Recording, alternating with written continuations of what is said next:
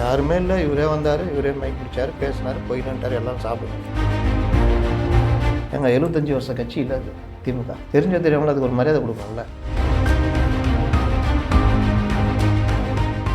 என்னை தொட்டுட்டீங்க, இனிமேல் பாருங்கன்னா உங்களை தான் தொட்டாங்களே கரூரில், தொட்டோன்னு என்ன பண்ணீங்க?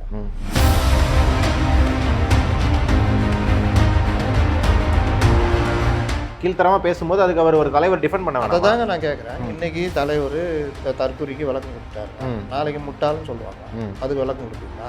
அப்போ விளக்கம் கொடுக்காம இருக்கணும்னு சொல்கிறீங்க. வேற என்ன? ஏங்க அரசியல் பேசுங்க, மக்கள் பிரச்சனை பேசுங்க. சொன்னாரே சார், நெசவாளர்கள் பிரச்சனை பாலாறுல. ஐயோ, அன்றைக்கி மட்டும் எடப்பாடி பழனிசாமி காலையில் அந்த ஸ்டேட்மெண்ட் கொடுக்கலன்னா நீங்கள் என்ன கதியாக இருப்பீங்கன்றது.